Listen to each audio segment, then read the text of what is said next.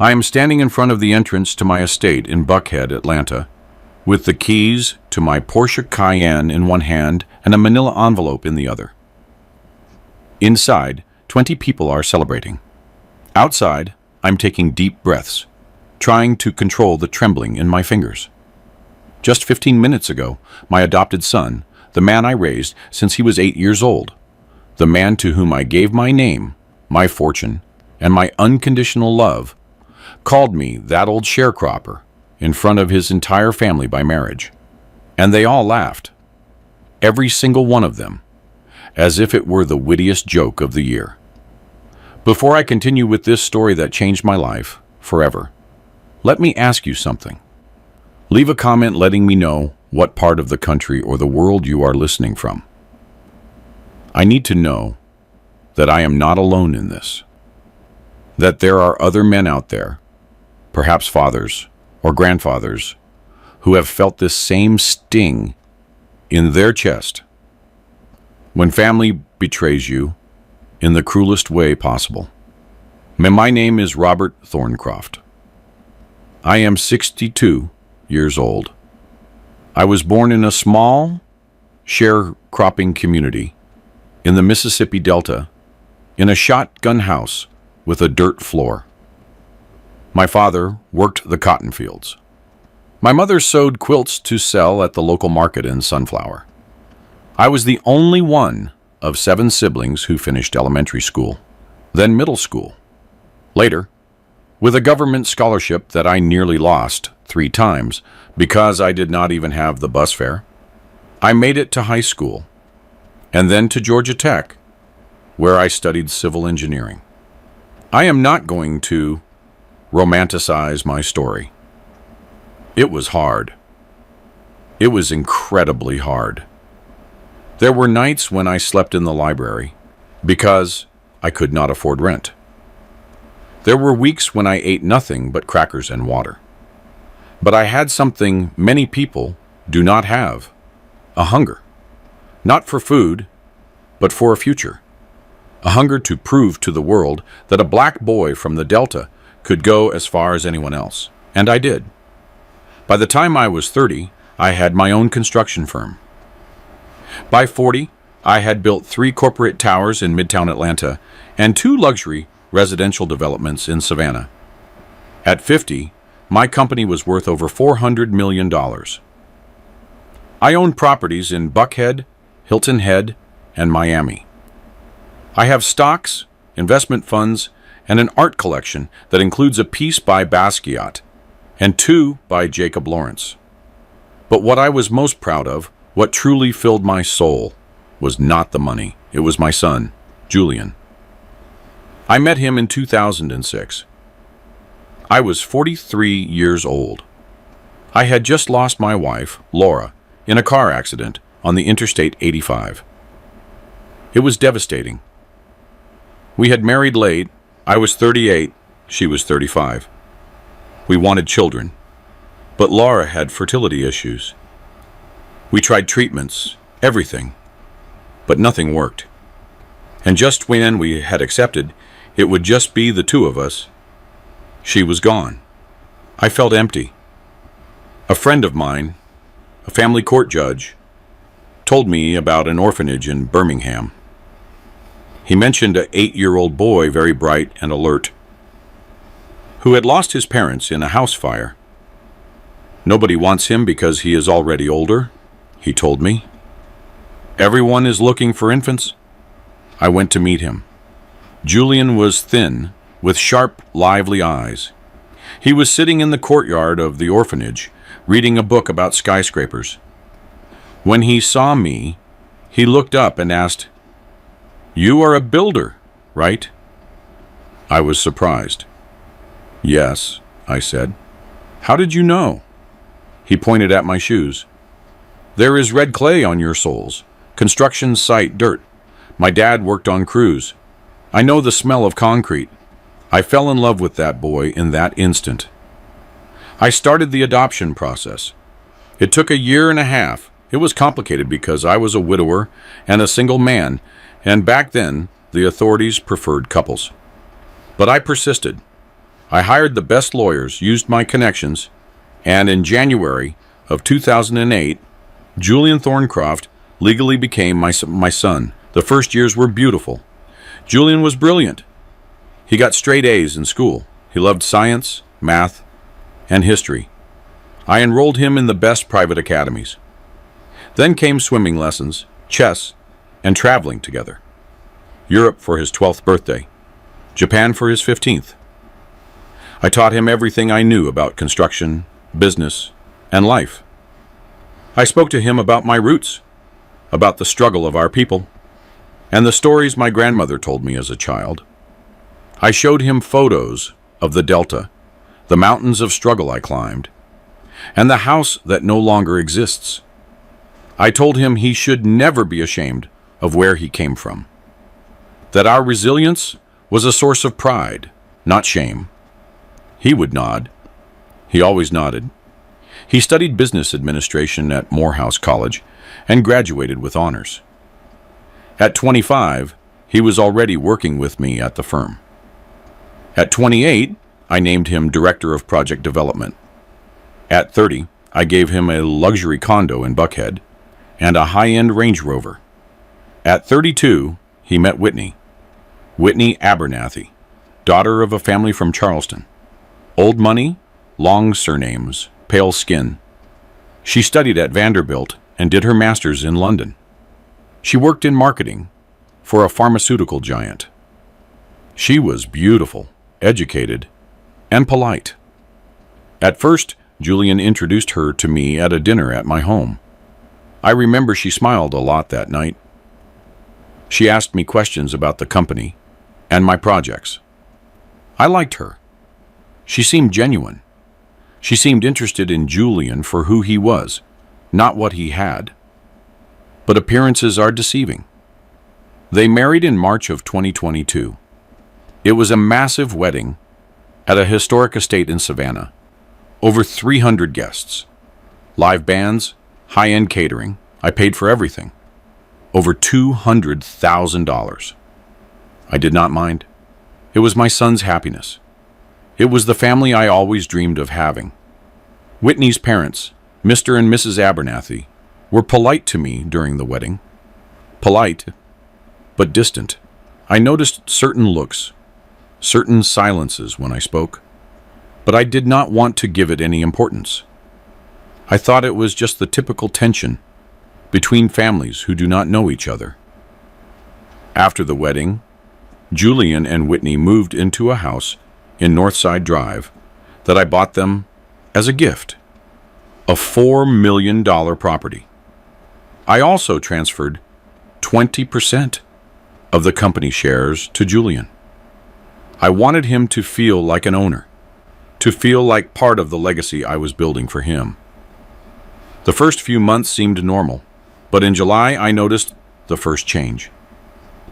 Julian arrived at the office one Monday morning in a new suit, bespoke, a Patek Philippe watch, his hair styled differently, more homme polymage.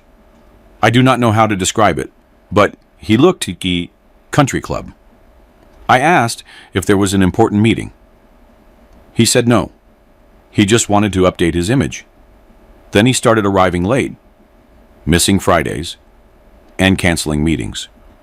When I asked him about it, he told me Whitney needed him, that they had social commitments, dinners with the Abernathys, charity events, things like that. I understood. He was a newlywed and wanted to spend time with his wife.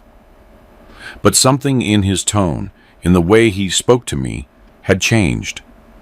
He no longer called me Dad with the same warmth.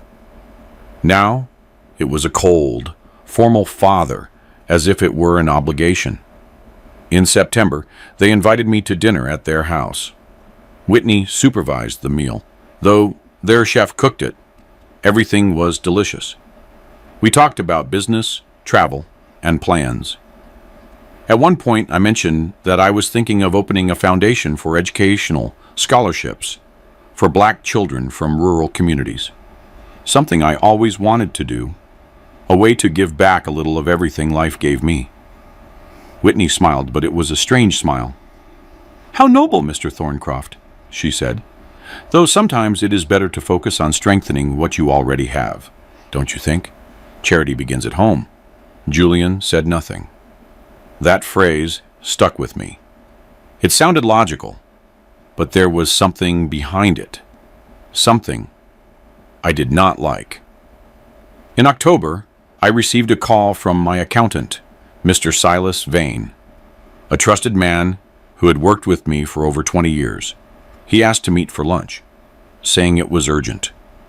We met at a quiet restaurant in Inman Park. Silas placed a folder on the table. "Robert, I need to show you something," he said. He opened the folder. They were company bank statements, financial movements, transfers. Julian had been authorizing unusual expenses, large withdrawals, and invoices that did not match any active projects. I felt a pit in my stomach. "How much are we talking about?" I asked. "In the last 3 months, nearly $5 million. $5 million. What for?" I wondered. Silas pulled out more papers. Invoices from designer boutiques on Rodeo Drive, a luxury car dealership, a private social club, and trips to the south of France, all in Julian's or Whitney's name.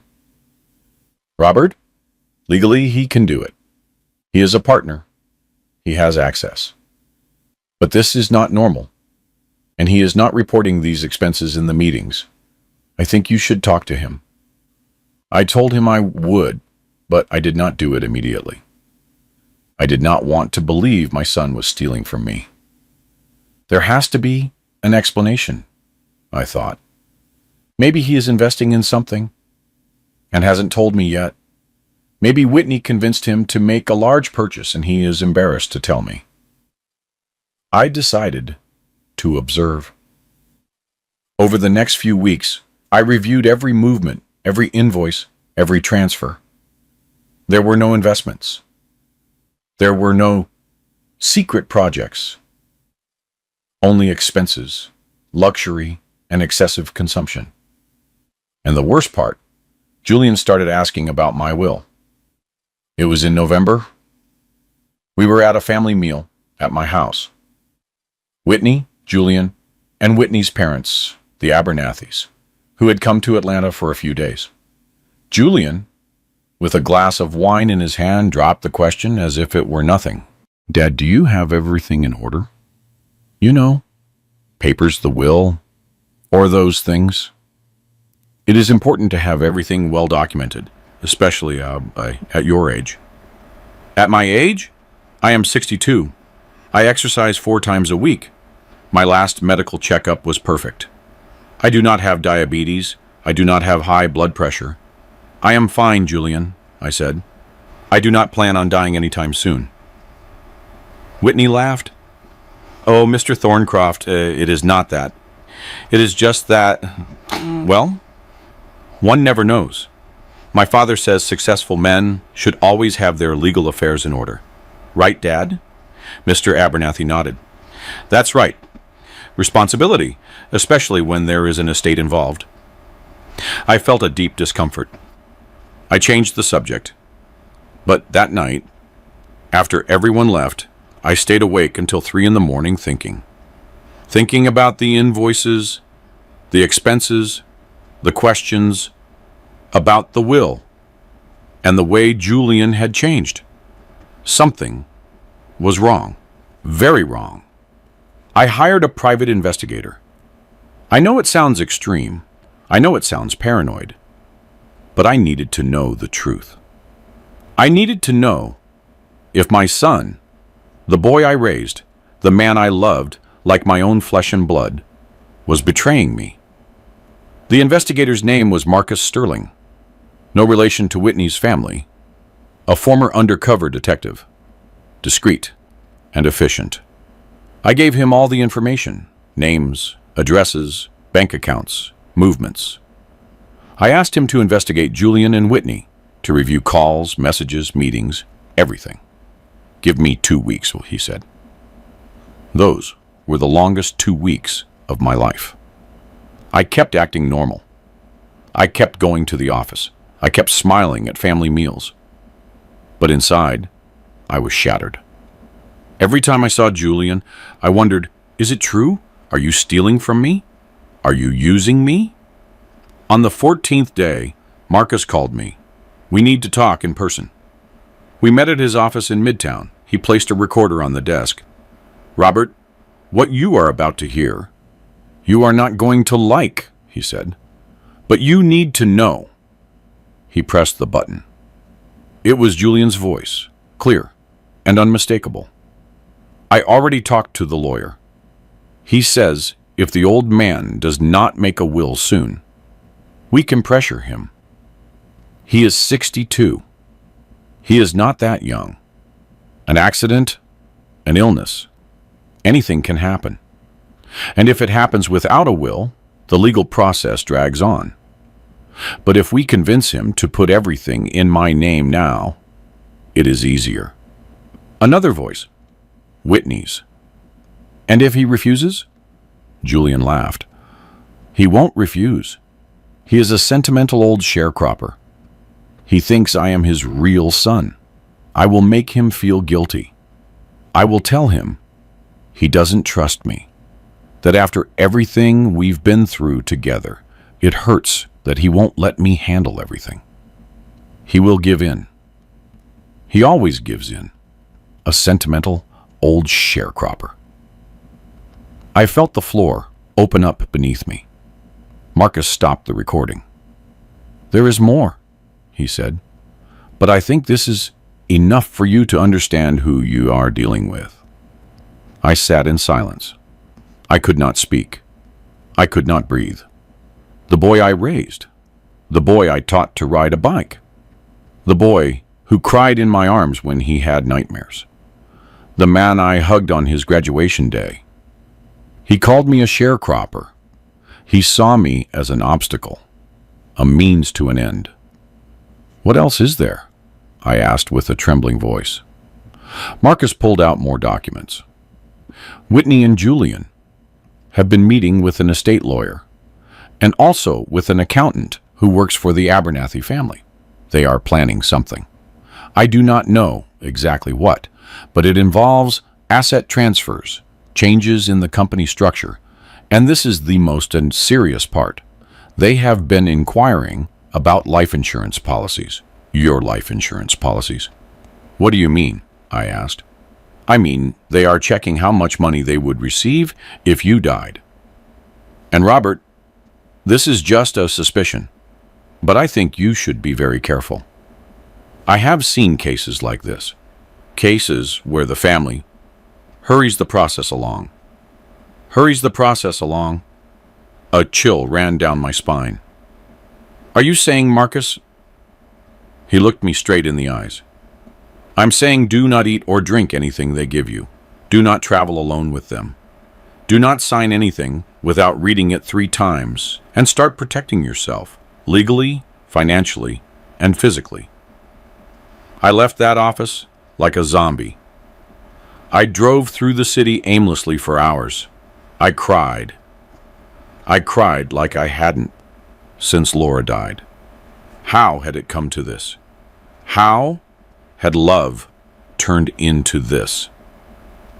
That night, I made a decision. I was not going to be the victim.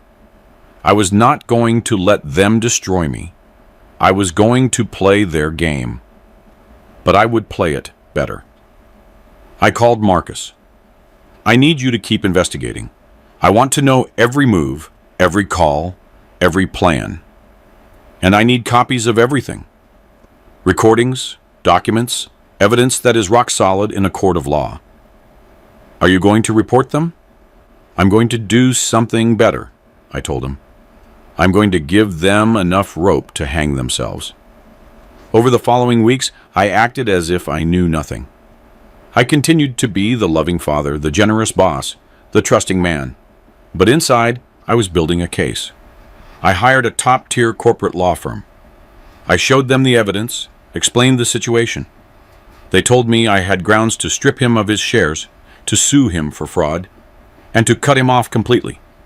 But we need more, they told me. We need them to try something concrete, something they cannot deny. I asked them, how? Let them act, they said. And when they do, we will be ready. In December, Whitney invited me to Christmas dinner at their house. It's going to be intimate, Mr. Thorncroft, just close family. My parents, my siblings, Julian, and you. We would love to have you. I accepted. On December 24th, I arrived at their house on Northside Drive at 8 in the evening. The house was decorated with lights, a massive tree, and the table was set with fine china. Everyone was there. Mr. and Mrs. Abernathy, Whitney's two brothers, Silas and Bennett, with their respective partners. They greeted me with smiles. We ate turkey, stuffing, and expensive sides. We drank very costly French wine. We talked about trivialities, travel, and plans for the new year. Everything seemed normal until the moment of the toast. Julian stood up with his glass raised. I want to make a toast, he said. To family, to the bonds that unite us, to the blood we share. Everyone raised their glasses. I did too. Julian continued. I'm very proud to belong to this family. The Abernathys are good people. People of values, people of lineage. I'm proud of my in-laws, my brothers-in-law, and my wife. He paused, and then he said it. Except for that old sharecropper. Silence. Then laughter. Mr. Abernathy laughed. Mrs. Abernathy laughed. Silas and Bennett laughed. Whitney laughed. They all laughed. Julian looked at me. It's a joke, Dad. Don't take it so seriously. But his eyes said something else. His eyes said, I don't need you anymore. I sat there, motionless, glass in hand. I felt something inside me break, but I said nothing. I did not scream. I did not cry. I simply pulled a folded envelope from my suit jacket. I placed it on the table. In silence, I stood up. Excuse me, I said with a calm voice. I just remembered I have an urgent commitment. Julian frowned. What is that? He asked, pointing at the envelope. Open it when I'm gone, I told him. And I walked out. I walked to my car, got in, started the engine, and just sat there waiting. 2 minutes later, I heard a scream. A gut-wrenching scream coming from inside the house. It was Julian. He had opened the envelope. Inside was a copy of the recording where he called me a sentimental sharecropper, copies of the documents proving his thefts, and a letter signed by my lawyers notifying him that, from that moment on, he was stripped of his shares in the company, his position as director, and any access to my accounts or properties. There was also a second sheet, a temporary restraining order prohibiting him from coming near me or contacting me until the legal process was resolved. And at the end, a handwritten note from me. I thought you were my son. But a son does not betray. A son does not steal. A son does not use slurs against the man who gave him everything. Merry Christmas, Julian. I hope the money you stole lasts you a lifetime, because you won't get another cent from me. The screaming continued. Then Whitney's screams. Then Mr. Abernathy's voice. Confusion. Chaos. I started the car and drove away. But this, as I said at the beginning, was just the start. I spent Christmas alone at my lake house in Hilton Head. I turned off my phone. I did not want to hear Julian's desperate calls. I did not want to read Whitney's messages begging me to reconsider. I did not want to know anything about them. I sat on the deck overlooking the water with a cup of coffee in my hands, watching the sunrise on December 25th. It was cold, a chill that went straight to the bone. But it wasn't the weather. It was the emptiness I felt in my chest. I had spent so many Christmases with Julian since that first December in 2008, when he was just 9 years old and asked me to teach him how to make the recipes my grandmother taught me. I remembered his excited face unwrapping gifts. I remembered his hugs, his "I love you, Dad," whispered before sleeping. When did it all break? When did I stop being his father and become his ATM? I cried that morning. I cried for the son I lost, not to death, but to betrayal. And that hurts more, much more. But the crying ended at noon, because at exactly 12 o'clock, I received a message from Silas Vane, my accountant. "Robert, turn on your phone. I need to talk to you urgently." Julian tried to do something serious. I turned on the cell phone. 53 missed calls, 28 WhatsApp messages, mostly from Julian, some from Whitney, 2 from Mr. Abernathy. I called Silas. "What happened?" I asked. Julian tried to access the corporate accounts this morning. At 6 in the morning, he tried to make $1 million transfers to overseas accounts. Fortunately, I had placed a preventive block on all accounts after our last conversation. The banks alerted me immediately. "Robert, he tried to take nearly $120 million from you. $120 million. I felt a rage I had never experienced before. "Did the bank stop him?" I asked. "Yes, everything is frozen. But Robert, this is attempted fraud, aggravated fraud. With the evidence we already have in this, we can proceed legally in a very powerful way." "Do it," I said with a firm voice. "Activate everything. I want him prosecuted. I want him to face the consequences. Understood?" "Understood. I'm going to contact the law firm and the district attorney's office. This is going to escalate fast." I hung up. And then I did read Julian's messages. The first one said, "Dad, please, we can talk. This is a misunderstanding." The 10th said, "You can't do this to me. I am your son." The 20th said, "You are a bitter, resentful man. You always knew I wasn't really your blood. This is revenge, because you know I am not like you." The last one said, "You are going to regret this. My father-in-law has lawyers who will destroy you. You are going to lose everything." I deleted the messages, blocked his number, and called Marcus Sterling, the investigator.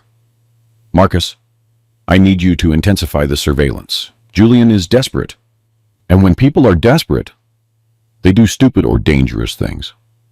"I'm already on it," he told me. "In fact, I have new information.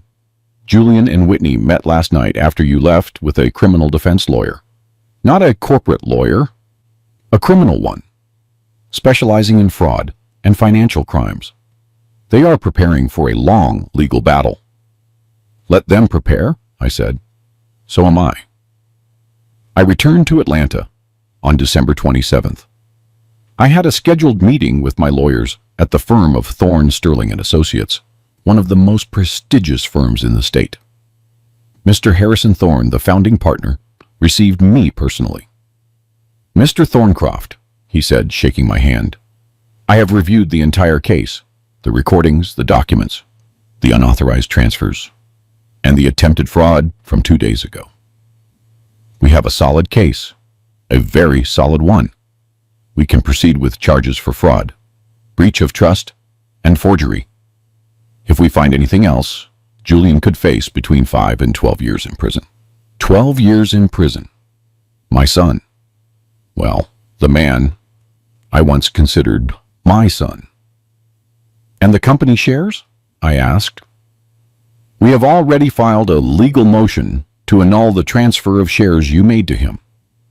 We are arguing that it was obtained through emotional manipulation and with fraudulent intent by Julian.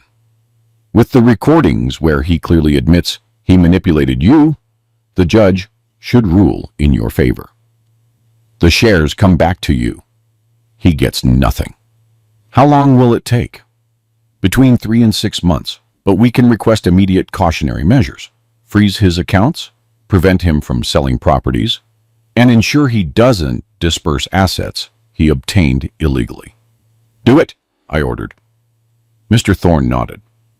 There is something else, he said. The Abernathy family has hired a rival firm. They are going to fight.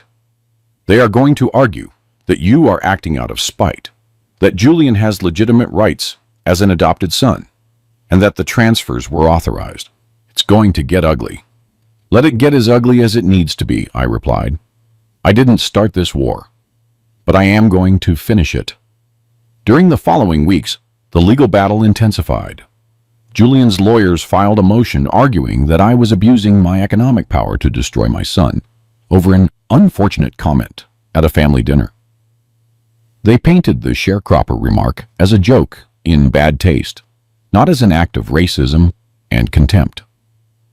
The media started talking about the case, not with full names at first, but in Atlanta's business circles, everyone knew what it was about.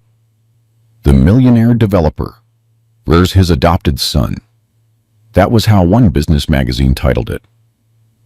There were people who supported me, black entrepreneurs, academics, and activists, who saw my case as an example of how prejudice persists even within families. I received messages of solidarity, letters, and invitations to give talks. But there were also people who criticized me. He is his son. He should forgive him. Family is sacred. He is overreacting out of pride. In the end, blood is thicker than money. Those comments hurt, but they did not stop me. At the end of January, Marcus called me with something that would change everything again. Robert, I found something very serious. We met at his office. He placed a series of photographs on the table. They were of Julian and Whitney at a restaurant with another couple. Who are they? I asked. His name is Silas Vance. His name is Javier Vance. He owns an insurance company. But not just any company. They specialize in high-value life insurance policies, and they have a questionable history. What do you mean? Marcus pulled out more documents. In the last 10 years, 5 of their clients died in strange circumstances. Accidents, apparently natural causes. But in all cases, the beneficiaries were close relatives who had taken out million-dollar policies months earlier. The investigations never led to anything. There was no proof, but the pattern is there. I felt my blood run cold. Are you saying? I am saying that Julian and Whitney are talking to very dangerous people. People who know how to make accidents look like accidents. Robert, I think your life is in real danger. I sat in silence, processing it, trying to understand that the boy I taught to ride a bike was now considering killing me. I need more proof, I said with a trembling voice. I'm already on it. I have a court order to wiretap Julian's phone. In a few days, we will know exactly what they are planning. I left that office feeling like I was walking on thin ice. Every noise startled me. Every car that got too close made me nervous. I hired private security, 2 discreet bodyguards who accompanied me everywhere. I changed the locks on all my properties. I installed additional security cameras, and I waited. On February 5th, Marcus sent me a message. We have the recording. This is definitive evidence, but it is disturbing. Be prepared. I went to his office that same afternoon. He handed me the headphones and pressed play. It was a call between Julian and a man named Vance. Julian, how long would it take? Vance, depends on the method. If you want it to look natural, an induced heart problem, Maybe 2 weeks of preparation. We need regular access to his food or drink. Dear Julian. That's complicated. Since Christmas dinner, he won't let me near him. He has security. He's paranoid. Vance. Then the option is something more direct. A vehicle accident, brake failure.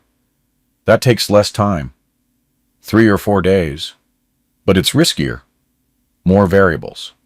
Julian. Long silence. And if I just wait? He's 62. He's not eternal. Maybe in a few years. Vance. Depends on how long you're willing to wait and how much you're willing to risk. Because if he changes the will now, or if he disinherits you completely, what good does waiting do you? Julian. Sighing. You're right, I need to think it through. But if we go ahead, how much would it cost? Vance. For something clean, no traces. We're talking about $3 million. Half up front, half when it's done. Julian. Okay. Give me a week. I'll confirm. The recording ended. I took off the headphones. I felt nauseous. I ran to the bathroom in Marcus's office and vomited. The man I raised, the man I loved, the man I considered my blood, was negotiating my death for money, for an inheritance, for greed.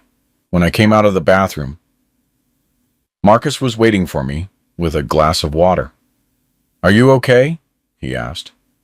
No, I replied. But I'm going to be. This is enough to arrest him. More than enough. It's conspiracy to commit murder. With this recording, the DA can act immediately. We can request arrest warrants for Julian, Whitney, and Vance. Do it, I said. Today? Now. Marcus made the necessary calls. In less than 3 hours, we had a meeting with the special prosecutor for financial and property crimes in Atlanta. Mr. Thorne accompanied us. We presented all the evidence, the recordings, the documents, the fraudulent transfers, the attempted account access, and the recording of the conspiracy to kill me. The prosecutor, a man in his 50s named Harrison, listened to everything with a serious expression. When we finished, he leaned back in his chair and exhaled deeply. Mr. Thorncroft, he told me, this is one of the clearest and most disturbing cases I've seen in years. We have enough elements to proceed with immediate arrest warrants. I'm going to request support from the state police.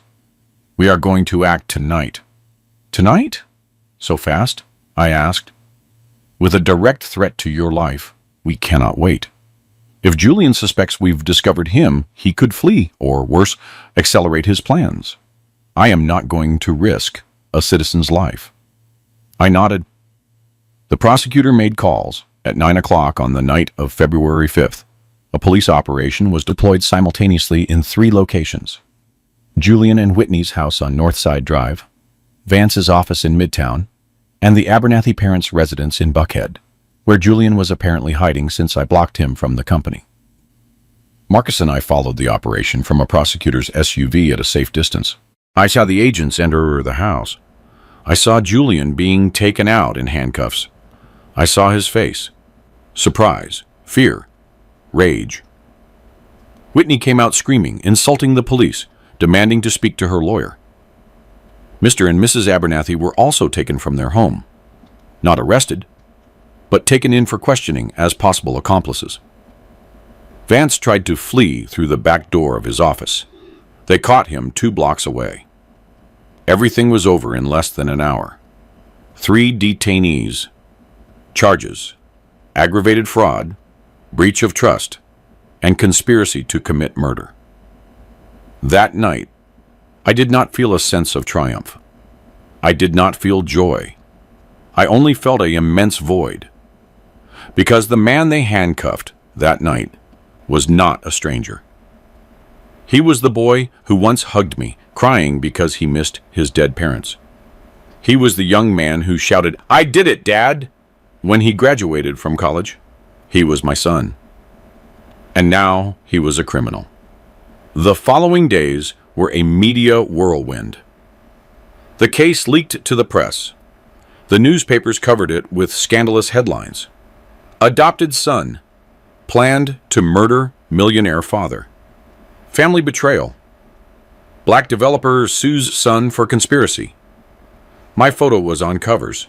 Julian's photo too, Whitney's. I received calls from journalists, TV programs, and documentary filmmakers. Everyone wanted my story. Everyone wanted exclusive interviews. I turned down most of them, but I accepted one with a serious, respected investigative journalism program that promised to handle the case with dignity. The interview aired on February 14th. I talked about everything. My childhood in the Delta, how I got to where I am, how I met Julian, how I loved him, how he betrayed me, how I discovered his plans, and how I felt when I heard that recording where he negotiated my death. I cried on camera. I'm not ashamed to admit it. I cried because it was true, because it hurt, because despite everything, a part of me still loved the boy Julian used to be. The interview went viral, millions of views, trending on social media, debates on radio and TV. There were those who supported me completely, who saw my story as an example of resilience and justice. But there were also those who criticized me, who said I was cruel, that I should have forgiven him, that family is sacred, that I was overreacting. To those people, I say, when someone plans to kill you for money, then we'll talk. The legal process moved quickly. With the overwhelming evidence, the judge denied bail for Julian, Whitney, and Vance. They remained in pretrial detention while the trial was prepared. Julian's lawyers tried everything. They argued the recordings were illegal. The judge validated them because they were obtained with a court order. They argued Julian never had a real intention to harm me, that it was just exploring options. The recording said otherwise. They argued I was persecuting him out of revenge. The bank fraud attempt said otherwise. In March, the three were formally indicted. The trial was scheduled for May. But before the trial, something unexpected happened. Julian asked to see me. From prison, he sent a letter through his defense lawyer. The letter said, "Dad, I know I don't deserve your forgiveness. I know what I did is unforgivable. But I need to see you. I need to explain. I need you to understand how I got to this. Please, one last time, let me talk to you. Mr. Thorne advised me not to go. It's a trap. He's going to try to manipulate you. He's going to cry. He's going to beg. He'll say anything to soften you. Don't fall for it. Marcus told me the same. Robert, that man planned to kill you. You don't owe him anything. Not even your time. But I needed to see him. I needed to look him in the eyes. I needed to hear it from his mouth. Why? On March 22nd, I went to the detention center. They searched me, checked me, and took me to a small, cold visiting room with a metal table and 2 chairs. I waited.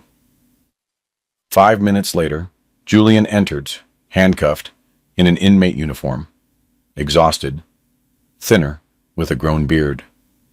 Our eyes met, and in that moment, I saw something I didn't expect to see.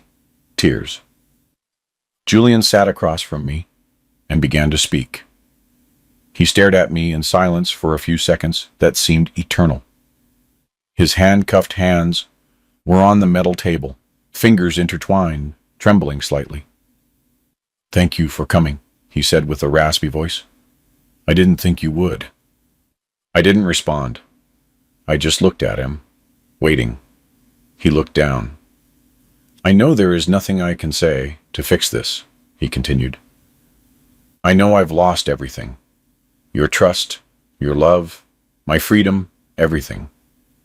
But I needed to see you because there are things I need you to know, things that maybe don't justify what I did, but maybe they help you understand how I got here." "Speak," I said with a cold voice. Julian took a deep breath. "When you adopted me, I was 8 years old. I had just lost my parents in that fire. I was destroyed, scared, alone, and you came. A successful, kind man who gave me everything. A home, a family, education, opportunities I never would have had. And I loved you, Dad. I really loved you." He paused. Tears began to roll down his cheeks. "But as I grew up, something changed. I started to realize I was different. At school, kids asked me why my dad seemed so rough around the edges, why you sometimes talked about the Delta, why, at parent meetings, some looked at me weirdly when I said you were my father. And I started to feel shame. Shame. That word pierced me like a knife. "Shame of what?" I said through gritted teeth. "Of where you came from," he replied, looking me straight in the eyes. "I know it's horrible. I know it's elitist. I know it's the worst thing I can say. But it's the truth. And that truth ate at me for years because at the same time, I felt shame. I felt guilty for feeling it. Because you gave me everything. But the comments from people, the looks, the jokes, it kept building up." He wiped the tears with the back of his handcuffed hand. "When I met Whitney, it all got worse. Her family is that upper crust Charleston elite. You know, long surnames, old plantations, private clubs. And when they met you, I saw the looks. I heard the whispers. Mr. Abernathy took me aside one day and said, 'My boy, your adoptive father is a hard-working man that is respected. But you have different potential. Don't forget who you really are.' And I believed him." "You believed what?" I asked, my voice trembling with contained rage. "That I was better than you. That I deserved more. That your money, your company, everything you had built should be mine by right, because I was more refined, more accepted socially. And Whitney fed that idea. She told me it was unfair that a man like you had so much when people of our class had to work so hard. She poisoned me, Dad. But I let myself be poisoned because I wanted to believe it. I felt a burning fury in my chest. And that's why you decided to steal from me. That's why you planned to kill me," Julian sobbed. "It didn't start that way. At first, I just took a little. Expenses I justified as investments. Then more. Then more. And when you confronted me with the evidence, I panicked. Because I knew if you cut me off, I'd lose everything. The house, the car, the lifestyle. And Whitney told me we had to act fast, that we had to secure the inheritance before you changed the will. And then we met Vance. He approached us, told us he knew cases like ours, that there were solutions, discrete solutions. And Dad, I considered the option. I considered killing you. I had that recorded conversation. It was real. And that makes me a monster. I know." He leaned forward with his hands extended on the table. "But I never would have done it. You have to believe me. When I hung up that call with Vance, I felt sick.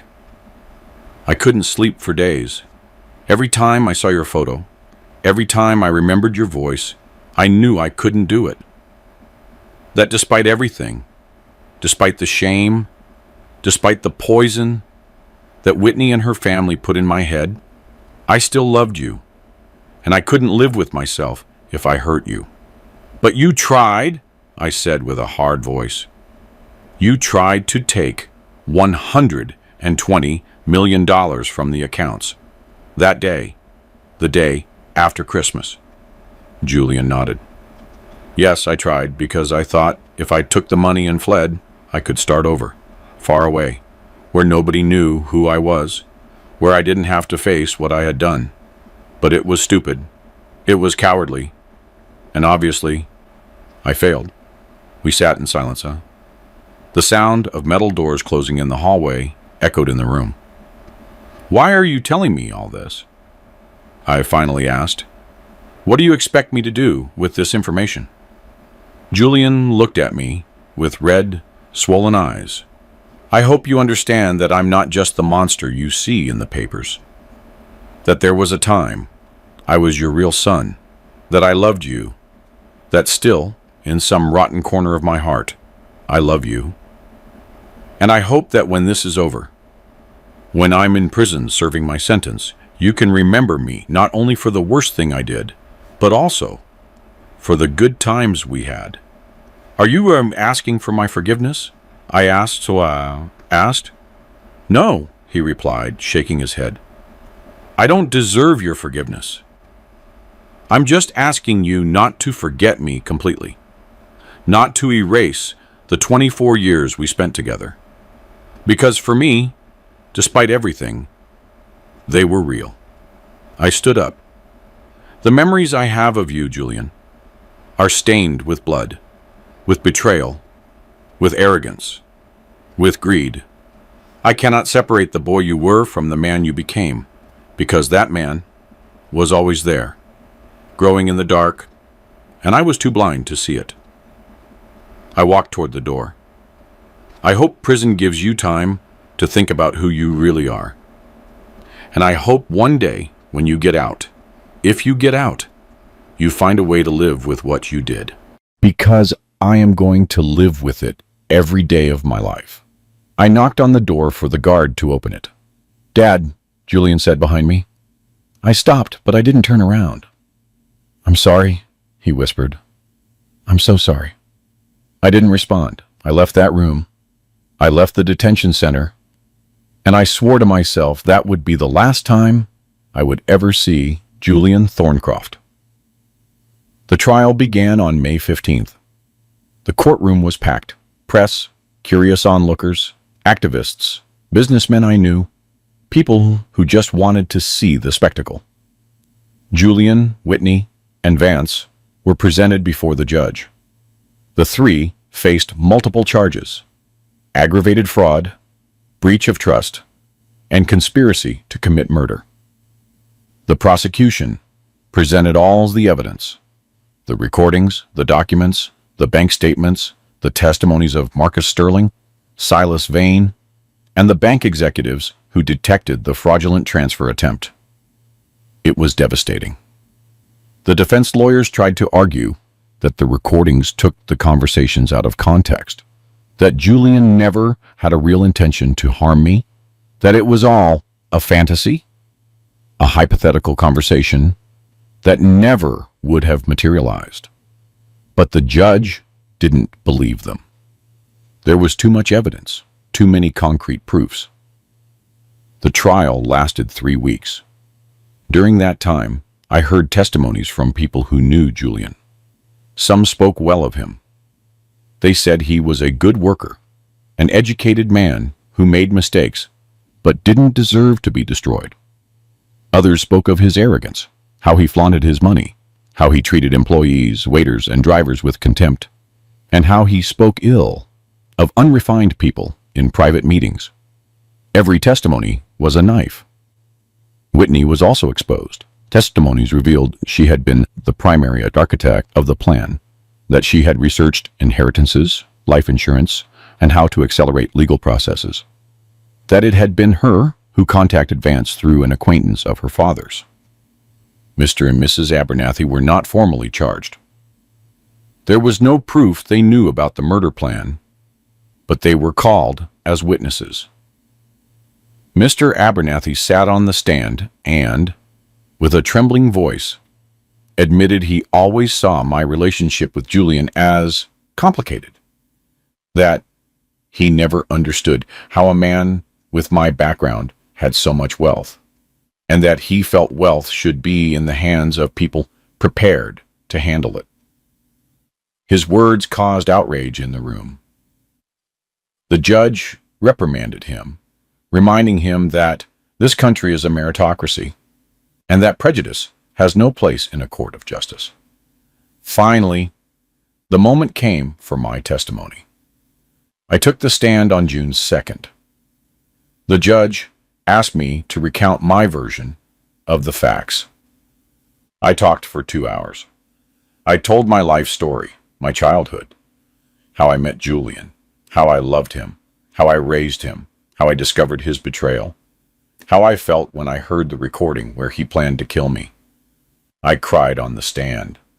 I couldn't help it because remembering all that out loud in front of strangers, in front of Julian, who was sitting a few feet away, looking at me with empty eyes, was gut-wrenching. When I finished, Julian's defense lawyer cross-examined me. He tried to make me seem vindictive, cruel, a man who was destroying his son out of hurt pride. I replied calmly, "I am not destroying anyone. Julian destroyed himself. I am only defending my life, my dignity, and my right not to be robbed or murdered by someone I blindly trusted." The lawyer had no more questions. On June 8th, the judge delivered the sentence. The room was in absolute silence. Julian, Whitney, and Vance were found guilty on all charges. The sentences were as follows. Julian Thorncroft, 12 years in prison for aggravated fraud, breach of trust, and conspiracy to commit murder. Additionally, an obligation to return all fraudulently obtained assets and a payment of $25 million in restitution. Whitney Abernathy on 10 years in prison for the same charges, with the aggravating factor of having been the primary coordinator of the plan. Javier Vance, 15 years in prison for conspiracy to commit murder, with prior records that increased his sentence. Furthermore, his insurance company was closed and placed under federal investigation. When the judge finished reading the sentence, I heard a scream. It was Mrs. Abernathy. "No, my daughter. She didn't do anything." The guards removed her from the room. Julian didn't scream, didn't cry, he just lowered his head. And so, handcuffed, he was taken back to prison. I left the court surrounded by reporters. They asked me 1,000 questions. "How do you feel, Mr. Thorncroft? Are you satisfied with the sentence? Will you ever forgive your son?" I didn't answer any of them. I just got into my car and left.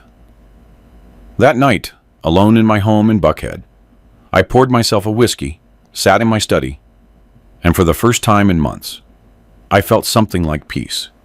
It wasn't happiness. It wasn't triumph. It was simply the end of a nightmare. During the following months, my life began to slowly rebuild. The company continued to function and even grew. Without Julian diverting funds, without unnecessary expenses, the numbers improved significantly. I hired a new director of development, a brilliant woman, a graduate of Stanford with experience in sustainable projects. Nothing like Julian. I also fulfilled my promise. In August, I inaugurated the Thorncroft Foundation for Educational Excellence, an organization dedicated to supporting Black children and youth from rural communities so they can study at the best schools in the country. The first generation of scholars consisted of 20 children from Mississippi, Alabama, and Georgia. When I met them, I saw in their eyes the same hunger I had at their age, and I knew this was my true legacy. Not the money, not the properties, but the impact I could have on the lives of others. In September, I received a letter from the detention center. It was from Julian. I held it in my hands for several minutes, debating whether to open it or not. Finally, I opened it. It said, "Dad, I don't expect an answer. I just want you to know that I'm using my time here to reflect, to understand how I became someone so dark. I've started therapy. I've started reading about internalized biases and the structures that make us believe some lives are worth more than others. It's not an excuse, but it's a start. I also want you to know that the foundation you created is beautiful. I read about it in the paper, and it made me cry because that is what you always should have done, and I should have supported you instead of betraying you. Maybe in 12 years, when I get out, I will be a different man. Maybe not, but I'm going to try. Thank you for everything you gave me, including this lesson. Julian. I folded the letter, put it in a drawer in my desk, and I did not respond. Maybe one day I will, but not yet. Because forgiveness is a process, and I am only just beginning to heal. Today, 18 months after that Christmas dinner, I am at my lake house in Hilton Head. It's Sunday morning. The water is calm. The sun is just starting to come up. I have a cup of coffee in my hands, and for the first time in a long time, I feel at peace. Not happy, but at peace. Because I learned something important in this painful process. Family is not just blood. Family is not just a name. Family is loyalty. It is respect. It is genuine love. And if someone, even your own son, betrays those values, you do not have to carry that cross. You have the right to defend yourself. You have the right to demand justice. You have the right to move on without guilt, without shame, with your head held high. Because your dignity is not negotiable. And your life, your work, and your effort are not anyone's plunder, not even the plunder of those who say they love you. 2 years have passed since that Christmas night. 2 years since I left a folded envelope on the table and walked out of that house, hearing Julian's desperate screams. 2 years since my world collapsed, and I had to rebuild it from the foundations. Today is December 24th again, and I am at my home in Atlanta preparing a dinner. But it is not a dinner like that one. This one is different, completely different. In my dining room, there are 15 people, but they are not blood family. They are not long surnames or private clubs. They are the scholars of the Thorncroft Foundation, young people from the Delta, from rural Georgia, from the heart of the struggle, who are studying at the best universities in the country, thanks to the scholarships I created. Brilliant boys and girls with a hunger for the future, with massive dreams. They remind me of myself 50 years ago, and that fills my heart in a way I never imagined possible after the betrayal. We eat traditional Southern comfort food, cornbread, greens, fried chicken. I ask them about their studies, their projects, their goals. They tell me with shining eyes. Some want to be engineers like me, others doctors, others lawyers, specializing in civil rights. They all have something in common: dignity, pride in where they come from, respect for their roots. That is what Julian never had. After dinner, one of the scholars, a young man from Mississippi named Elimar, stands up and raises his glass. "Mr. Thorncroft," he says with a firm voice, "I want to make a toast to the man who gave us the opportunity that nobody else gave us. To the man who believed in us when the world ignored us. To the man who teaches us that our origin is not a limitation, but our greatest strength. Thank you from the bottom of our hearts." Everyone applauds. I feel a lump in my throat.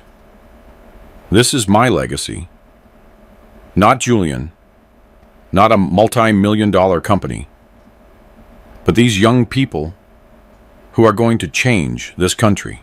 That night, when everyone leaves, I stay alone in the living room. I think of Julian. I know he is in prison. I know he has already served 2 years of his 12-year sentence. I know from legal reports that he has had good behavior, that he works in the prison's carpentry workshop, that he continues in therapy. I have received 3 more letters from him in these 2 years, all kept in the same drawer of my desk, all unanswered. In the last one, he told me he had started teaching math to other inmates, that he had found a small purpose, that he was trying to be better. I don't know if I believe him. I don't know if one day I will be able to forgive him completely. But I've learned something important. Forgiveness is not for him, it is for me. To free myself from the weight of hatred. To be able to move forward without carrying that stone in my chest. And little by little, very slowly, I'm getting there. In January of this year, something unexpected happened. I received a call from Mr. Abernathy. At first, I didn't want to answer, but curiosity got the better of me. "Mr. Thorncroft," he said with a tired voice, "I know I have no right to ask anything of you. I know my family and I were part of the problem. But I need to speak with you in person. It's important." I hesitated, but finally, I accepted. We met at a neutral cafe in Virginia Highland. Mr. Abernathy arrived aged much more than I remembered. His hair was completely white, deep circles under his eyes, his hands trembling slightly. He sat across from me. "Thank you for coming," he said. "What do you want, Mr. Abernathy?" I asked directly. He sighed deeply. "I want to ask for your forgiveness," he said, looking me in the eyes. "For everything. For the looks, for the comments, for having raised my daughter in an environment where money and surnames were worth more than human dignity, for having contributed to Julian becoming what he became." I sat in silence. "Whitney is in prison," he continued, "and every time I visit her, I see how she is being destroyed. I see how the world we built for her, that world of appearances and superficiality, collapsed. And I realize that we, her mother and I, are responsible. We taught her the wrong values. We taught her to look down on people instead of respecting them." He paused. "My wife had a stroke 3 months ago. She's in recovery. And in those moments of fragility, I realized something. None of what we thought was important really matters. Not the surname, not the club, not the appearance. The only thing that matters is how we treat others. And we failed, miserably. And what do you expect from me while?" I asked. "Nothing," he replied. "I don't expect your forgiveness. I don't deserve it. I just wanted you to know that I am sorry, and that if I could go back in time, it would have been different. I would have respected you. I would have valued the man you are." We stayed in silence for a few minutes. Finally, I spoke. "Mr. Abernathy, forgiveness is a long road. I cannot tell you that I forgive you completely, but I can tell you that I recognize your regret. And that is already something. Maybe with time, we can both find peace." He nodded with tears in his eyes. We said goodbye. I don't know if I will ever see him again, but that conversation helped me close one more chapter. In March, the Thorncroft Foundation reached an important milestone. One of our first scholars, a young woman from rural Alabama named Maya, won a national science competition with a project for water purification for rural communities.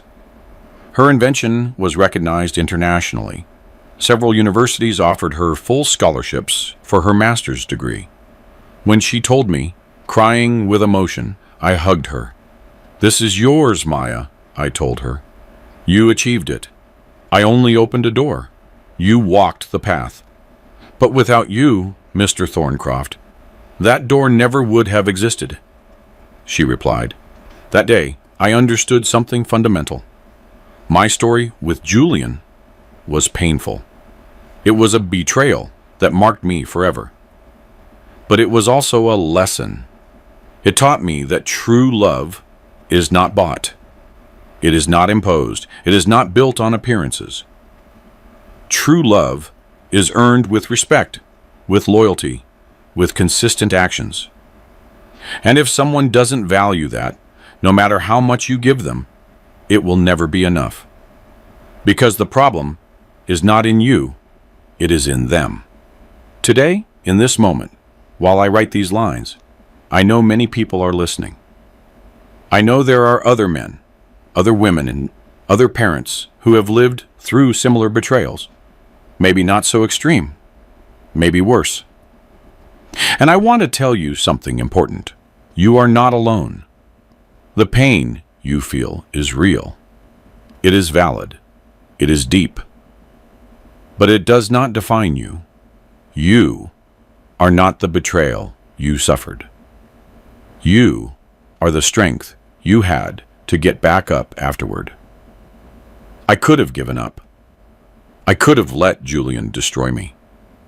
I could have fallen into depression, into resentment, into eternal bitterness. But I chose something else. I chose to fight. I chose to defend myself. I chose to turn my pain into purpose. And you can do it too. It doesn't matter how old you are. It doesn't matter where you come from. It doesn't matter how much you've lost. There is always a way to keep moving forward. There is always a way to rebuild. And sometimes the best constructions arise from the most painful ruins. As for Julian, I don't know what will happen to him. Maybe when he gets out of prison in 10 years, he really will be a different man. Maybe he has learned, maybe he has changed, or maybe not. But that is no longer my responsibility. I did my part. I raised him. I loved him. I gave him opportunities. He chose to betray me, and I chose to defend myself. There is no guilt in that. There is no cruelty in protecting your life, your dignity, your work. There is justice. And justice, even when it hurts, is always necessary. I end this story with a final reflection. I am Robert Thorncroft. I was born in the Mississippi Delta. I grew up with a dirt floor and sewing scraps, but I never grew up with shame. I went far, very far. Not by luck, but by work, by hunger for a future, by respect for my roots. I adopted a boy whom I loved like my own flesh and blood. That boy betrayed me in the worst way possible, but I survived. And I didn't just survive. I flourished because I learned that my value does not depend on who loves me. My value depends on who I am. A self-made man, successful, dignified, and proud. And nobody, absolutely nobody, can take that away from me. If you are going through something similar, if someone has betrayed you, if you feel like the world has collapsed, remember this. You are stronger than you think. You deserve respect. You deserve justice. And you deserve to move forward with your head held high, with your dignity intact. Because your story does not end with the betrayal. Your story only begins with what you decide to do afterward. I chose to build. And you? What are you going to choose? I'm really glad you're here and that I could share my story with you. If you liked it, show me by liking the video and subscribing to my channel. Let's see how many of us there are. Write in the comments which city you're watching from and what time it is. I'm so curious to know where all you wonderful people are tuning in from. If you want to support me a little extra, you can also send a small donation. I share new life stories for you every single day.